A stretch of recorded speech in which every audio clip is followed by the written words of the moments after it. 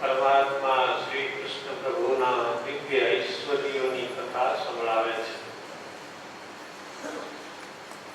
સુખદેવજીની સાથે સુરત મુનિ અંદર ભેગા છો. સુરત મુનિ એટલે કયું શાસ્ત્ર? સત્સંગી જીવન શાસ્ત્ર. આપણે ભાગવત કથા સાંભળીએ છીએ, પણ સત્સંગી જીવનની છાયા તો અખંડ ઉપર છે. એ છાયાથી બહાર નીકળાય જ નહીં. સુખદેવજી મહારાજે ભગવાનના ચરિત્રો ગાયા છે, અપરંપાર છે.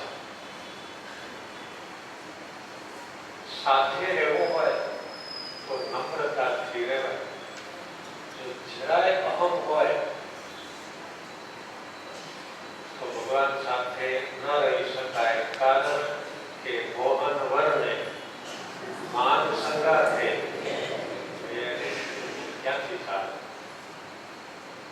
એટલે ઉદ્ધવજીને નિર્માની બનાવ્યા, પ્રેમ ભક્તિની દીક્ષા અપાવી. ઉદ્ધવજીના ગુરુ કોણ બન્યા? ગોપીઓ. કારણ કે ભગવાનની પાસેથી જો ભક્તિ જોઈતી હોય, તમારે પ્રેમી ભક્ત થવું હોય તો પ્રેમ કાંઈ કોઈ મોલમાં ન મળે, કોઈ માર્કેટમાં ન મળે, કોઈ દુકાનમાં ન મળે. પ્રેમના નીપજે દેશ વિદેશે પ્રેમના હાટે વેચાય.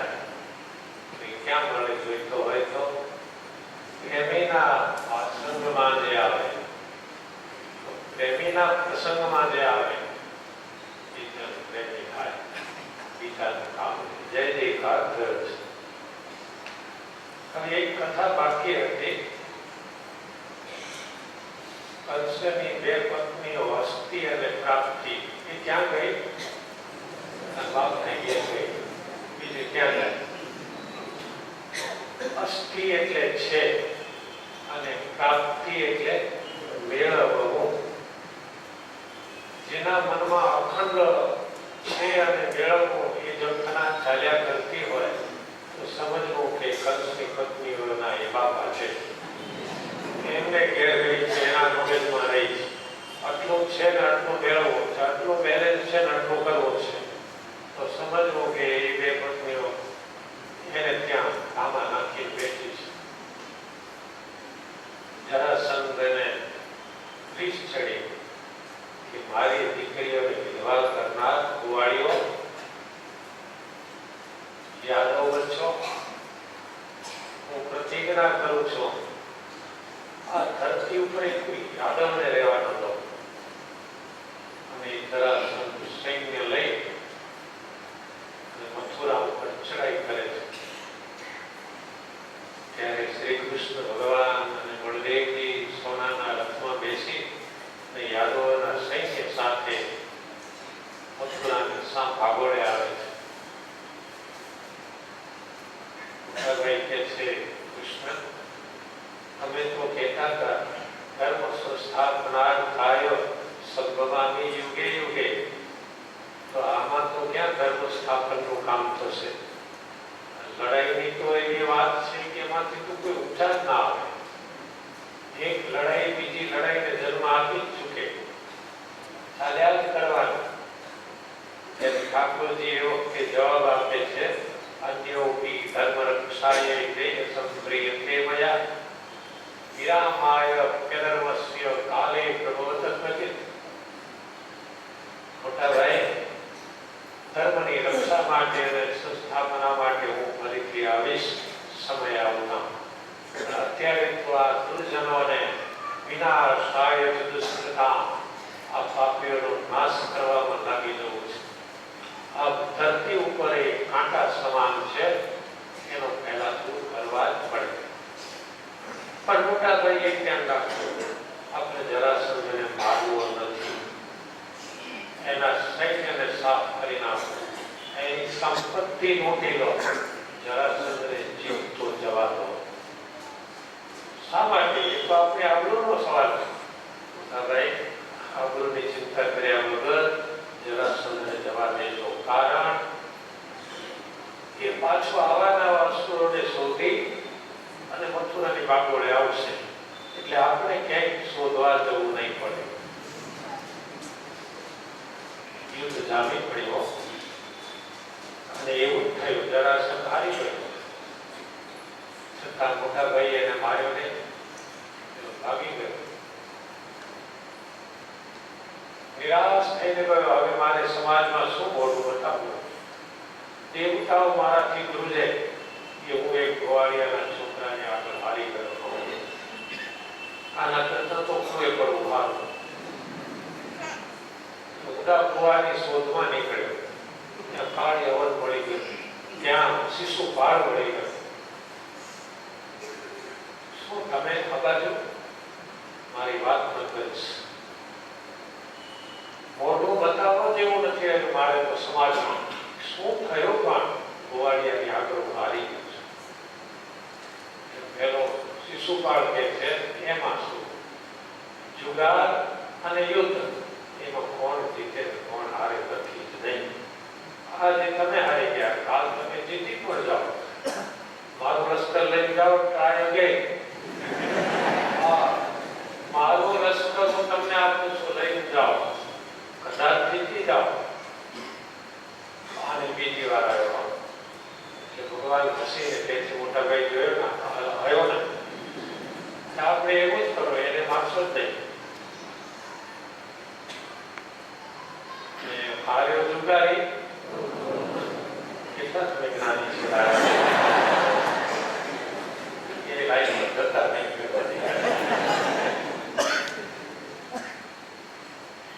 બીજી વાર આવ્યો, ત્રીજી વાર આવ્યો, ચોથી વાર આવ્યો, 17 વખત આવ્યો. પછી નારદજીને એમ થયું કે આમાં કઈ જમતું નથી, કંટાળો આવે છે. એનું એક્શન રિપ્લે ચાલ્યા કરે છે. એનું એ જ આવે છે, થોડા લઈને માર ખાઈ જાય છે. આમાં કઈ ઉમેરો કરું તો જરાક જામે. નારદજીએ કાળ યવનને કહ્યું, તો ચારે બાજુ વાતો કરે છે કે બહુ બળવાન છું, મારી સામે લડે એવો કોઈ છે નહીં. છે કોણ છે? નારદ. મથુરામાં છે, એનું નામ શ્રી કૃષ્ણ છે. એનું નામ સાંભળ્યું જ નથી, સાંભળી લે. તારા જેવા કેટલા એને અવાડામાં પાણી ખાય છો, ગ્લાસમાં નહીં. એટલે કે તારા જેવાને પશુ જાણે છે એવો છે કૃષ્ણ. એની કોઈ ઓળખાણ? તો ઓળખાણમાં તો જો ને માથા ઉપર મુગટ કર્યો હોય કે મોરના પીછા રાખે છે અને કેસ ખભે નાખે છે, પીળું પીતાંબર પહેરે છે. પણ તમે વાત કરો છો યુદ્ધના મેદાનમાં તો બખ્તર હોય, આવા ધોતિયા પહેરીને લડાઈ કરવા જાય. નારદ કે છે એવું તને કહું છું ને, યુદ્ધથી ડરતો જ નથી. ગમે એવી લડાઈમાં આવે તો જાણે બગીચામાં ફરવા આવ્યો ધોતિયું પહેરીને આવે છે. પીળું પીતાંબર ને ખભે કેસ ને માથે મયુર પીછનો મુગટ. અને તારા જેવા જે માખીઓ સમજે છે અને આને ક્રોધ ચડ્યો કાળ જવાનો. કરોડોનું સૈન્ય લઈને ઉપડ્યો. હું જોઈ લઉં પુષ્પવાળા. પહેલી બાજુ જરાસંઘ, આ બાજુ ભાળેવન. એટલે ભગવાન તરત જ કે છે આ તો બે બાજુથી આવે છે, આપણી પ્રજાની કેવી હાલાકી. એટલે તરત જ વિશ્વકર્માને આજ્ઞા કરે છે, અહીંથી દૂર સુદૂર શાંત વિસ્તારમાં એક નવું નગર બનાવી દો. વિશ્વકર્મા સંકલ્પ સાથે રચના કરી શકે. એવો સંકલ્પ થાય એ પ્રમાણે રચના થઈ જાય. થોડી જ ક્ષણોમાં સમુદ્રની વચ્ચે એક સુંદર નગર બનાવી દીધું. ભગવાને યોગ માયાને કહી દીધું. યોગ માયા કઈ ખ્યાલ છે? ભગવાન પ્રગટ થવાના હતા ત્યારે આખું મથુરાને જેને ઉગાડી દીધેલું અને યશોદા જેને ત્યાં દીકરી તરીકે જન્મેલા, એ યોગ માયાને કહ્યું કે અમારી મથુરાની બધી જ પ્રજાને રાતોરાત ઊંઘમાં નવા નગરમાં મોકલી દો, સોનાની નગરીમાં.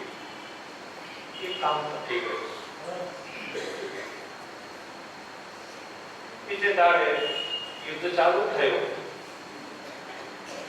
ભગવાને કહ્યું મોટા ભાઈને, તમે જરાસંઘના લશ્કરને સંભાળી લેજો, કાળ યવનના લશ્કરને પણ સંભાળી લેજો. હું કાળ યવનને લઈને ભાગી જાઉં છું અહીંથી. કારણ કે કાળ યવન એવા વંશમાં જન્મ્યો છે કે એના પૂર્વજોને અમે વરદાન આપ્યું છે, તારા વંશજોને અમે નહીં મારીએ, એટલે આપણે એને મારવો નથી, પણ જીવાડવા જેવો નથી, એટલે કંઈક રસ્તો કાઢીશું અમે.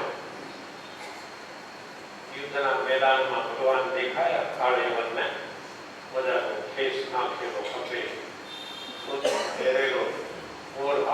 નારદ કહેતા હતા, એ હાથ ખરો, આ તો ખરો, હસતો હસતો આવે છે, મોઢા ઉપર કડકાઈ નથી, ગુસ્સો નથી, ચાલ ભડકો ખરો. એટલે કાળ યવન આવ્યો, ધરતી ગુજાવતો. ભગવાન કાળ યવનને જોઈને ભડક્યા, આ રાક્ષસ ભયંકર છે આનો. ગભરાઈ ગયા, ડરી ગયા શ્રી કૃષ્ણ અને દોટ મૂકી નાખા છોકરાની જેમ. કાળ યવન કહે છે, મારો ખરો લાગે છે, આ હું તને હવે ભાગવા દઉં. કાળ યવન પાછળ દોડ્યો, પ્રભુ આગળ અને કાળ યવન પાછળ. દોડાવતા દોડાવતા દોડાવતા ગિરનારની ગુફા સુધી લઈ ગયા. ગિરનારની ગુફામાં એક ભક્ત સૂતો હતો, મુચકંદ. એને મોક્ષ આપતો હતો, પણ આ ભગત એવો કે દેવતાઓની સહાય કરેલી, રક્ષા કરેલી. દેવતાએ કહ્યું માગો, તો કે મોક્ષ. મોક્ષ આપવાના અમારા રાઈટ નથી. અત્યારથી કેટલા મસાઈ કરે. મોક્ષ ના કે પૈસા જોતા હોય, રાત જોતું હોય, દીકરા જોતા હોય, આપીએ. કલ્યાણ અમારાથી ન અપાય. તો પછી એક કામ કરો, હું થાકી ગયો છું, સુઈ જાઉં, મને જે જગાડે ને પડે ભસ્મ થઈ જાય, એવું વર્ણન આપો. તથાસ્તુ. ગિરનારની ગુફામાં મુચકંદ સૂતા છે, ભક્ત છે, એને જગાડવા છે. ભગવાન દોડતા દોડતા પોતાનો ખેસ હતો ને, જલ્દી જઈને મુચકંદને દોડાડી દીધો ચૂપચાપ, અને ગુફામાં સતાઈ ગયા. કાળ યવન પાછળ આવ્યો, ખરો ઢોંગી છે આ તો, આટલે સુધી દોડાવી હવે આવીને સુઈ ગયો છે. હું કઈ તને સુવા દઈશ, છોડું નહીં. અને લાત મારી કાળ યવને. કોણ હતું આ? ભક્ત મુચકંદ હતા. જેવા જાગ્યા, નજર પડી, કાળ યવન બળી અને ભસ્મ થઈ ગયો. ધ્યાન થયા. શું ઈશ્વરની લીલા છે! યુદ્ધના મેદાનને રણ કહેવાય. એટલે રણ છોડીને નાશે એને શું કહેવાય? રણ છોડનારા અસુરાનો વિમોહાય વિષ્ણુ દોષા નહીં. પછી અસુરોને મોહ મારવા ભગવાન આવી અનેક લીલાઓ કરે છે. પ્રભુ ત્યાંથી પછી સોનાની નગરીમાં પધારે છે. સોનાની નગરી વાળા આપોઆપની નગરીનું નામ પડી ગયેલું દ્વારિકા. દ્વારકા થતું હતું એટલે દ્વારકા નામ પડ્યું. એમને ખબર પડી કે આપણને સોનાના મોહલાદમાં જેના વસવાટ નિવાસ આપ્યો એ પ્રભુ પધારે છે, સોનાની નગરીનો માલિક આવે છે. ચાલો સામા જઈએ. અને દ્વારિકાના મુખ્ય દરવાજે સામા જઈ અને ભગવાનનું સ્વાગત કર્યો અને નવા નામથી જય બોલાવી.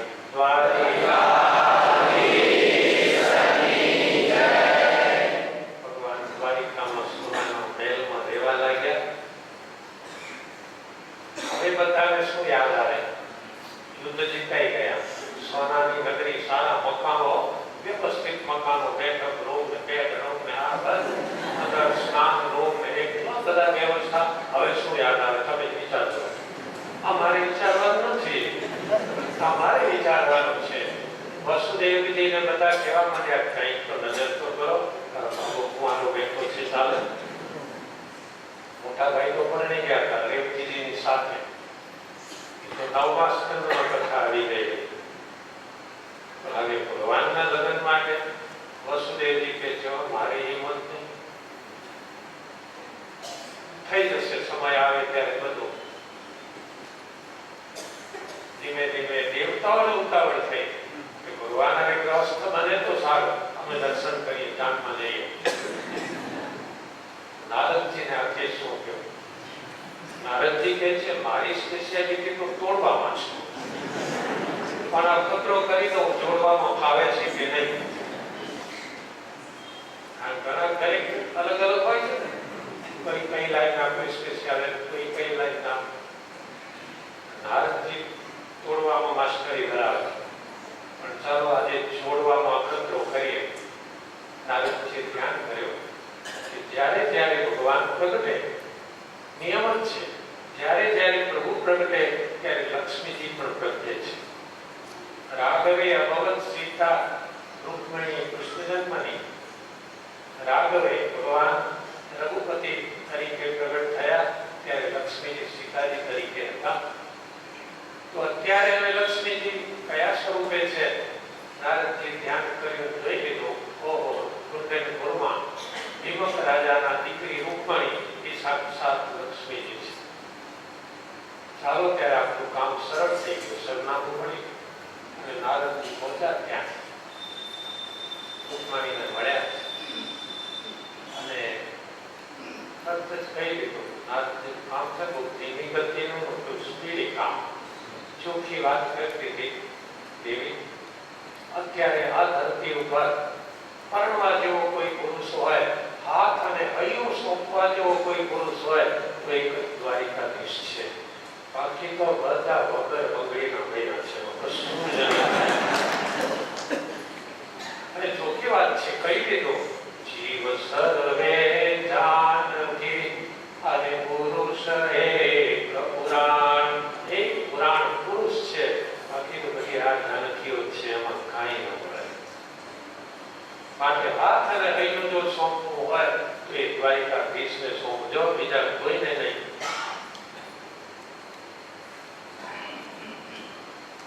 અને રૂકમણીએ હા પાડી. નારદજીનું કામ પાછું નહીં, સહી લઈ લીધી. કઈ રીતે સહી લીધી? મારા પગે અડી પ્રતિજ્ઞા કરો. અને રૂકમણીએ નારદજીના પગે અડી પ્રતિજ્ઞા લીધી કે પરણો તો દ્વારિકાધીશને પરણો, નહીં તો કુંવારી મરું, બીજા કોઈ નહીં. એક ન મેલે રે તે મરદ ખરા જગમાની. બ્રહ્માનંદ સ્વામી કહે છે, એક તો જોઈએ છે. આ માટીના ઠેફા જેવા ને પૌધા જેવા ભક્તો છે ને એનું કામ નહીં. ભક્ત તો ટેકીલો જોઈએ, સિંહ જેવો. રૂકમણીજીનું કામ પાકું કરી નારદજી ચાલ્યા ગયા. અને આ બાજુ રૂકમણીજીએ પિતાને કહ્યું, દીકરી કોને કહે? બાપને કહે. ખરેખર કંઈ પણ હોય તો મા અને બાપને તો કહેવો જ, ખાનગી ન રખાય. પિતાજી, મારી ઈચ્છા છે દ્વારિકાધીશ સાથે લગ્ન કરવાનું. બેટા, બીજો તો વાંધો નથી, પણ મેં સાંભળ્યું છે કે એનો ભૂતકાળ બહુ સારો નથી. જે ગાયો ચારતા હતા અને કોઈ કે છે ચોરી ચોરીને માખણ ચાટતા હતા અને આવું બધું મેં સાંભળ્યું છે. પિતાજી, જે હોય તે ચોરીને માખણ લેતા હોય કે વળોવી લેતા હોય, મારે નિષ્પત નથી કે ગાયો ચારતા હોય કે વાછડા ચારતા હોય. જે હોય તે હું મનથી એને પરણી ચૂકી છું. હવે શરીરથી જ પરણવાનું બાકી રહ્યું છે. દીકરીનો હૈયું જોયો, દીકરીનો ભાવ જોયો, એટલે બાપને સ્વીકૃતિ આપી. ભીમક રાજાએ, બેટા મને તો વાંધો નથી, તારો ભાઈ નહીં માને. ભાઈ ઊંડા હતા. ભીમક રાજાએ કહ્યું, એનો ભાઈનું નામ છે રૂકમૈયો. રૂકમૈયા બેન કહે છે કે દ્વારિકાધીશને પરણો. ખબરદાર, એ તો ના ચાલે. રૂકમૈયા એ તે જાણ્યું, ગુર વ્યાપ્યો હતી સ્વયંકાળ. અજ્ઞાના કો શ્રી કૃષ્ણને એ છે ગાયો તનો રે ગોવા. એ ગાયોના ગોવાળને મારી બેન આપો. જાઓ જાઓ, વાતમાં શું માલ છે? નહીં મળે. હું અત્યારે નથી જાઉં છું, શિશુપાળ જોડે નક્કી કરી આવું છું. અને શિશુપાળ જોડે નક્કી કરી આવ્યો, દિવસ સુધી નક્કી કરી આવ્યો. આ દિવસે આવી જાવ લગ્ન પાકા. હવે શું થશે? અને દેવી રૂકમણીને ચિઠ્ઠી લખી મારી શારદે તો અવિનાશી જાણી જનમો જનમની દાસી. આ શબ્દોમાં રહસ્ય છે. જન્મ જન્મની તમારી છો, તમે નારાયણ છો, હું લક્ષ્મી છું, મારી સાથ લેજો. ચિઠ્ઠી વેગળી ગૌરી વાળીને ભૂદેવને આપી, આ તમે દ્વારિકા પહોંચાડો. ભૂદેવ દ્વારિકા પહોંચ્યા. મહાબેન કે બપોરનો સમય ને દ્વારપાળે માંડ માંડ થવા દીધા. ભગવાન મળ્યા. ભગવાનની ચિઠ્ઠી વાંચી અને ચિઠ્ઠી કાઢી નીચે સંતાડી દીધી. આવી ચિઠ્ઠીઓ જેમ તેમ ખુલ્લી ના રખાય, સંતાડી દીધી. પણ મોટાભાઈ ના નિવાસ વચ્ચે અને ઠાકોરજીના નિવાસ વચ્ચે બારી હતી. એમાંથી મોટાભાઈએ જોયું કોઈ ભૂદેવ અત્યારે કેમ આવ્યા છે બપોરના 2 વાગે. અત્યારે તો અમારા કૃષ્ણ કોઈને મુલાકાત આપતા નથી, ના ભૂદેવને મુલાકાત આપી. આમાં કઈક કારણ હશે, કોઈ મોટી વાત હશે. પણ એને જોઈ લીધું, ચિઠ્ઠી ગાદી નીચે મૂકી દીધી છે. ભૂદેવને કહ્યું, ભગવાને તમે ક્યારેક દરવાજે ઉભા રહેજો. અને ઠાકોરજીએ તરત જ પોતાના સારથીને બોલાવ્યો. સારથી એટલે શું ખબર છે ને? ડ્રાઈવરને બોલાવ્યો. સારથીને ભગવાને કહ્યું, અત્યારે જ રથ તૈયાર કર. ભગવાનનો સ્પેશિયલ રથ હતો, એને 4 ઘોડા દોડાતા, 4 એક સાથે. સારથીને તો ઓર્ડર એટલે ઓર્ડર. સતત રથ તૈયાર થઈ દરવાજે લાવ્યો. ભગવાન રથમાં બિરાજ્યા. ભૂદેવને ભેગા બેસાડી દીધા. કારણ કે આપણો ભૂદેવ ક્યારે પહોંચે? અને આ તો રથ 4 ઘોડા અને તે શ્રી કૃષ્ણ ભગવાનના ઘોડા વીજળી લઈ ગઈ જાય. મોટા ભાઈએ ડંકો માર્યો. ચાલો એટલે તરત લશ્કરનો વડો આવ્યો. ટુકડી કમાન્ડર હુકમ, એક ટુકડી તૈયાર કરો લશ્કરને, મારો રથ લાવો. અને શ્રી કૃષ્ણની પાછળ પાછળ આપણે આગે કૂચ કરો. શ્રી કૃષ્ણની સાથે નહીં, એની પાછળ પાછળ 5 ગાઉ દૂર રહેવા પહેલાથી. ભાઈ જાણે ભગવાન ખરા ને કે આ બાબત શું બનવાની છે, પાછળ અમારી જરૂર પડશે જ. રિઝર્વ ફોર્સ તરીકે પાછળ રહેવા. આ બાજુ રૂકમણીજી ચિંતા કરે છે. દુર્ગણી પારામથી રહ્યો લગ્ન વચ્ચે દિન એક અંતરયામી આવજો રાખજો અભરાની પ્રેમ. જો નહીં આવો જદુપતિ તો તદિશ મારા પ્રાણ એમ કરતા વિજાવ્યો જેમ આવે રામનું બાણ. કેવા મજાના શબ્દો છે સ્વામીના. દેવી ચિંતા કરતા હતા, ત્યાં ભૂદેવ આવ્યા. પણ કેવી રીતે આવ્યા ખબર છે? રામનું બાણ. કોઈને કામે મોકલો ને ત્યારે કામ થયું છે કે નહીં એ પૂછતા પહેલા એની ચાલ સામે જોઈ લો. ટાંટિયા ડોલતો આવે તો સમજી લેવું કે ધોયેલો ઘોડો એમને માર્યો છે. એની ચાલ જો મક્કમ હોય ને, દરવાજા સામે જ જોવા, સમજવું કામ થઈ ગયું છે. ભૂદેવે આવીને કહ્યું, દ્વારિકાધીશ આવી ગયા છે. સોનાનો હાર કાઢીને ભૂદેવને આપી દીધો. ધન્યવાદ.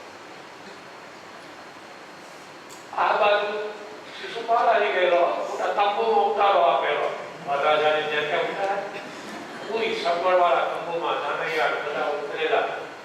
ત્યાં સમાચાર પહોંચી ગયા. દ્વારિકાવાળા આવ્યા છે. કોઈ બોલવા માટે અહીંયા આવે તો એનો તો અપમાન થશે. અરે એવો એવો માર ખાઈ જશે. આ તો સિંહનો સમાજ છે, એમાં એક વાળી હું કરવાનો. જરાસંઘ બેન બજારમાં આવે, કાકા તમે કેમ કઈ બોલતા નથી? બોલો, કઈ તો બોલો. બોલવા જેવું નથી. ચેતતા રહેજો, આ તમને કીધું. ચેતતા રહેજો, એનો વિશ્વાસ ન કરતા દ્વારિકાવાળાનો.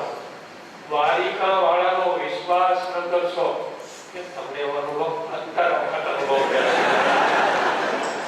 એક વાર નહીં 17 અનુભવ.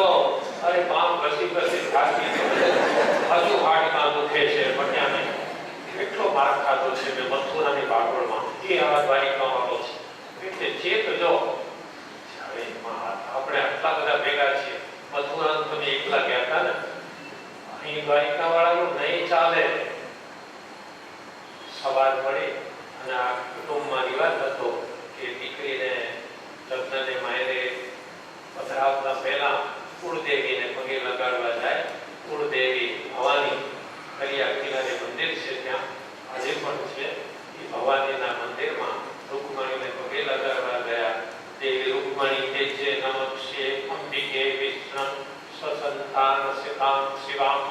હે માતાજી, આજ મારી હવે જીવન અને મરણની ઘડી આવી છે, કૃપા કરજો. જો અહીંથી મને પકડીને લઈ જશે, લગ્ન મંડપમાં બેહાડશે તો મારું મોત નક્કી છે. માટે દ્વારિકાધીશ અને હું બે ભેગા થઈ જઈએ એવું કંઈ કૃપા કરજો. એવી વ્યવસ્થા રાખેલી ચોકીદારો, પોલીસો, સિપાહીઓની. જેવા દેવી પગે લાગી, માતાજીના આશીર્વાદ લઈ પાર્વતીજીના, અને મંદિરના હોટલે બહાર આવ્યા ને ત્યાં સડસડાટ કરતો એક રથ લાગ્યો. ભગવાને તારુકને કહ્યું, જવા દે સિંહની સ્પીડે. અને મંદિર તરફનો દરવાજો ભગવાને ખુલ્લો રાખ્યો. અને જ્યાં દરવાજો ઉટલો આવ્યો ને, અને ઝડપથી રૂકમણીનો હાથ પકડી ચાલુ ગાડીએ રથમાં ખેંચી લીધા. અને રથ જે સ્પીડે આવ્યો એ સ્પીડે ચાલ્યો. બધા હાથ દસતા રહી ગયા. અને પછી જેમ થાય ને એમ બધા સિપાહીઓ, પોલીસો થોડા દોડ કરી મૂકી અને પાઘડીઓ લઈ લઈને કોણ હતો, અહીં કોણ હતો, રથનો નંબર શું હતો, ધૂળ ઉઠતી હતી, નંબર વંચાવ્યો નથી. દ્વારિકાધીશનો નંબર વાંચવો હોય તો કંઠી માંગવી પડે પહેલી, તો એનો નંબર વંચાય. બાકી તમે ગમે એવા ડ્રેસ કોડમાં આવો, નંબર નહીં વાંચવા મળે. હાહાકાર મચી ગયો. રૂકમણીઓ તલવાર લઈને તૈયાર થઈ ગયો. હું પાછળ લાવું છું અને પ્રતિક્રિયા લઉં છું. મારી બેનને જો પાછી ન લાવો તો આ ગામમાં પગ નહીં મૂકો. ન મૂકતો બીજો વાંધો. ખજૂરાનો એક પગ ન હોય તો કઈ ખજૂરાની ચાલક કે નહીં. ભગવાન દોડાવતા દોડાવતા આગળ વધ્યા. જ્યાં 10, 15, 20 ગાઉ દૂર ગયા ત્યાં મોટા ભાઈઓ વેલા, આવું ખાન કેમ કરવાનું? અને ત્યાં પાછળ રૂકમણીઓ આવ્યો લશ્કર સાથે. આ બાજુ મોટા ભાઈ લશ્કર લઈને આવેલા. જામી પડી મારા મારી. અને ભગવાને ધીમેથી વાળ પકડ્યા રૂકમણીયાના અને તલવાર કાઢી. એટલે મોટા ભાઈ કહે છે, એ તમારો સાવો છે. શાળા ઉપર આપ ન ઉપાડાય. મૂકી દીધો ભગવાને. એને પડતો મૂકી ત્યાં જ અને આખો કાફલો દ્વારિકા આવ્યો. હવે વિધિસરના લગ્ન કરશે, પણ અહીં તો સાજન ભાજન બે જોઈએ ને, તો બે તો હતો નહીં, બધો એક જ પક્ષ. શું કરવાનું? જાદવ જાનૈયા થયા અને માંડવ્યા પણ સોય વિધિ સહિત વિવાર જો કસર ના રાખી ખાઈ. જાતો અડધા જાદો જાનૈયા બની ગયા, અડધા જાદો માંડવ્યા બની ગયા. અને એવો વિધિસર વિવાહ રચ્યો છે કે તમારે વિવાહનું વર્ણન વાંચવું હોય ને તો મુક્તાનંદ સ્વામીના પદો પોતાનામાંથી જોજો. શું મધુર શબ્દ વાપર્યા છે. ભગવાન અને રૂકમણીજી મંડપમાં બેઠા છે અને પડદા નખાય, પડદા હટાવાય,